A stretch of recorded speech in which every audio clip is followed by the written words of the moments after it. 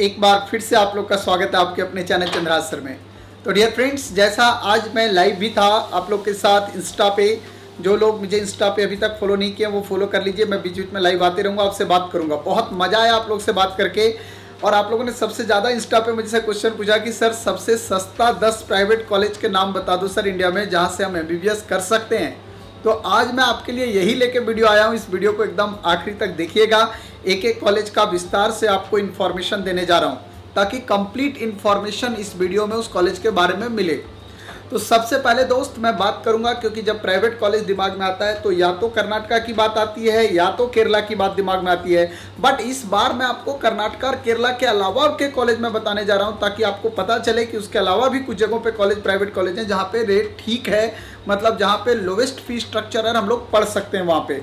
तो वैसे भी कुछ कॉलेज मैंने इंक्लूड किए हुए हैं कर्नाटका के साथ। तो आपको जैसे पहली बात करूं बेटा, मैं आपको CCM मेडिकल कॉलेज दुर्ग की बात करता हूं।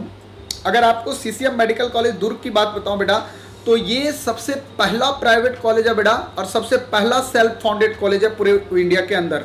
ठीक है ना, आज की बात नहीं है, अंग्रेजों जमाने की बात है। मतलब 1913 में ये कॉलेज स्टैब्लिश हुआ था अंग्रेजों जमाने में, जो कि सेल्फ फाउंडेड कॉलेज था, पहला कॉलेज। ठीक है ना। अगर आपको यहाँ सीट की बात करूँ बेटा, तो इस टाइम यहाँ पे आपके पास 100 सीट है। और ये जो है कॉलेज वो एफिलिएटेड है exactly Pandit Deendayal Upadhyay memorial health and science Chhattisgarh से।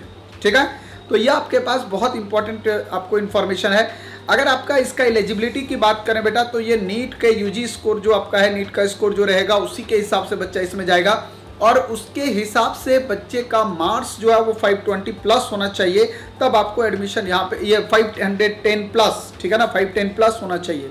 ठीक है, अब ध्यान रखिएगा कि इसमें क्या है कि इसमें स्टेट का कोटा है 85%, बाकी के 15% कोटा पे हर एक पूरे इंडिया का बच्चा अप्लाई कर सकता है, जो कि फ्री कोटा है। ये प्राइवेट है बट इतना 15% कोटा फ्री है।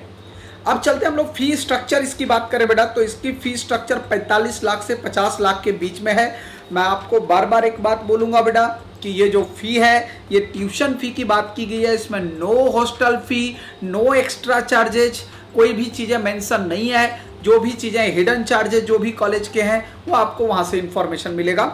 ठीक है ना। इसके बाद हम लोग आते हैं बेटा तरना मेडिकल कॉलेज नवी मुंबई। यहाँ भी अगर आप देखो बेटा, तो इसमें 100 सीट है यहाँ पे, और ये कॉलेज एफिलिएटेड है यूनिवर्सिटी ऑफ मुंबई से।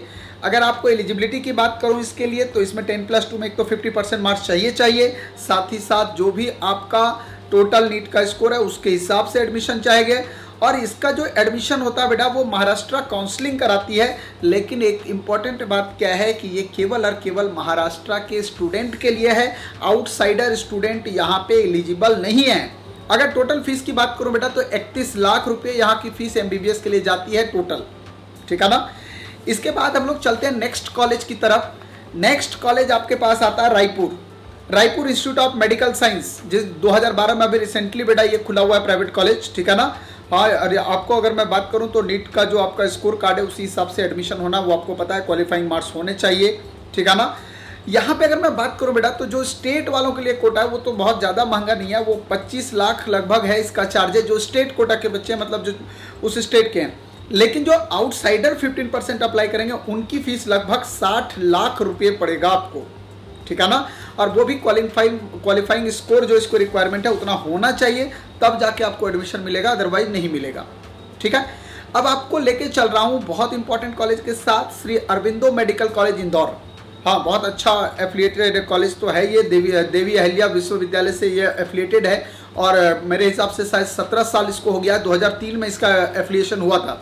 ठीक है ना। 2003 में इसने पहला बैच अपना स्टार्ट किया था, तो काफ़ी दिन हो गया है। अगर आपको सालाना बात करूं बेटा, तो यहाँ पे 7.5 लाख लगभग इसका फीस है। हालांकि कुछ हिडन चार्जेज वगैरह हैं इंटरनली, जब आप जाएंगे मैनेजमेंट कोटा के थ्रू तो आपको पता चलेगा। ठीक है ना। बट 7.5 लाख लगभग आपको फीस यहाँ पे भरना है। ठीक है।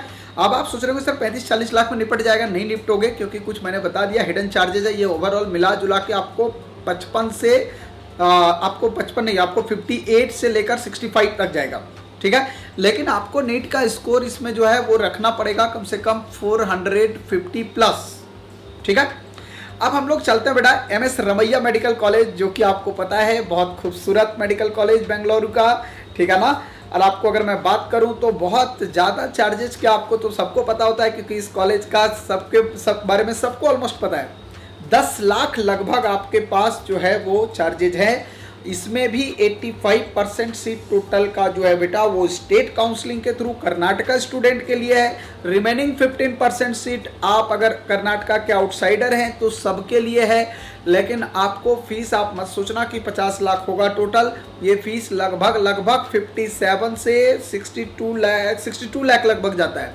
ठीक है ना, मतलब आप समझ गए होंगे। बाकी के हिडन चार्जेस कुछ हैं इसमें जो आपको देने पड़ेंगे वहां पे। ठीक है, अब आपको बताऊं बेटा, ये तो खैर सीएमसी की बात करें तो इसका तो बात करना ही बेकार है, क्योंकि सीएमसी तो आपको पता है जन्नत है।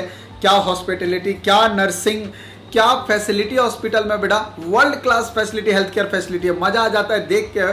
मैं 2-3 बार विजिट कर चुका हूँ पर्सनली सीएमसी, तो मुझे बहुत आनंद आता है वहाँ देख के। जो मैनेजमेंट है क्या गजब।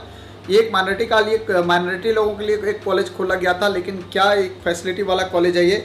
और आपको पता है कि नीट का स्कोर इसमें कम से कम 670 प्लस होना चाहिए, तब जाके आप सीएमसी में पढ़ सकते हो। अदरवाइज इतना आसान नहीं है सीएमसी में पढ़ना।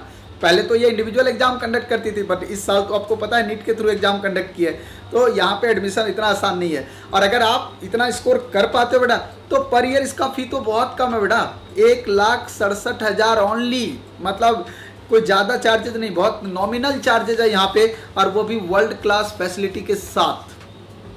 इसके बाद नेक्स्ट चलते हैं हम लोग। इसके बारे में भी बहुत चर्चा होती है मणिपाल मेडिकल में, जो आपको पता होगा। अगर मैं मणिपाल की चर्चा किया हूं तो तुरंत कस्तूरबा मेडिकल कॉलेज आपको याद आता है।